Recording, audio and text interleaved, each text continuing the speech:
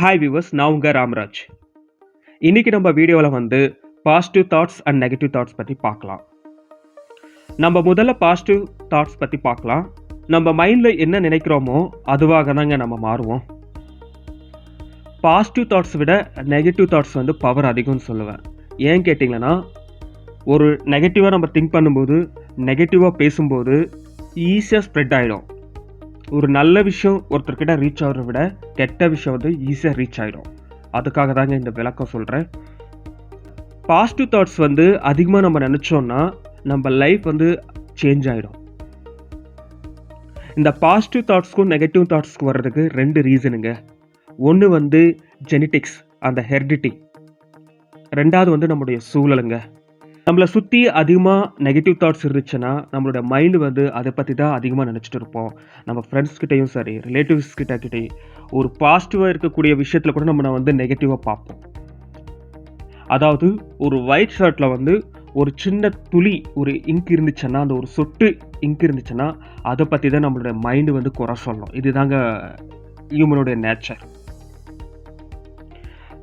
அதாவது இது வந்து அப்ராட் கண்ட்ரீஸில் USA, UK, சைனா, ஹாங்காங் நிறைய கண்ட்ரீஸில் பார்த்தீங்கன்னா மெடிடேஷன் வந்து அதிகமாக செய்வோம். நம்ம இந்தியாவில் வந்து யோகா அண்ட் மெடிடேஷன் நம்ம பண்ணுறோம். அது ரீசெண்டாக கொஞ்சம் ஃபெமிலியர் ஆகிட்டுருக்கு. நம்ம மெடிடேஷன் பண்ண நம்மளோட மைண்டு வந்து அதிகமாக பாசிட்டிவ் பற்றி திங்க் பண்ண வைக்கும்.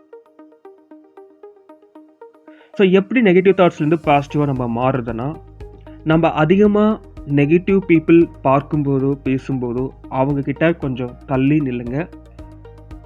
முடிஞ்ச அளவுக்கு அவங்கள வந்து தவிர்க்கிறது நல்லது. டெய்லி நீங்கள் எக்ஸசைஸ் பண்ணுங்கள், மெடிடேஷன் பண்ணுங்கள். முடிஞ்சால் ஒரு 5 to 10 minutes மெடிடேஷன் பண்ணுங்கள். அதிகமாக பாசிட்டிவ் பற்றி நினைங்க. நிறைய புக்ஸ் படிங்க. Good habits, inspirational, motivational speeches கேளுங்க. நீங்கள் இன்றைக்கி வந்து ஃப்ரீயாக இருக்குது யூடியூப், அதில் நீங்கள் வந்து அதிகமாக கேட்கலாம். காலையில் சீக்கிரமாக வேக்கப்பாங்க. நைட்டு தூங்குறதுக்கு வந்து கரெக்டாக போங்க. சாப்பிட்டுட்டு வாக்கிங் ஒரு 5 to 10 minutes வாக்கிங் பண்ணுங்கள். நல்ல ஃபுட் எடுத்துக்கோங்க. ஹெல்த்தியாக இருக்கணும். அதிகமாக நல்ல விஷயம் கேளுங்க. கொஞ்சம் கெட்ட விஷயங்கள் அவாய்ட் பண்ணுங்கள். நம்மளை சுற்றி வந்து 2 விஷயங்க. ஒன்று பாசிட்டிவ், 2வது வந்து நெகட்டிவ். நம்ம ஆல்ரெடி சொன்ன மாதிரி தான், ஹாப்பியாக இருந்தீங்கன்னா எல்லோரும் நம்ம கூட வந்து இருப்பாங்க. நெகட்டிவாக இருக்கும்போது நம்மளை மேலே எல்லோரும் குறை சொல்லுவாங்க. வீடியோ உங்களுக்கு பிடிச்சிருந்துச்சுன்னா கீழே இருக்கக்கூடிய யூடியூப் லிங்க்கில் வந்து கமெண்ட் கொடுங்க. தேங்க்யூ. பை.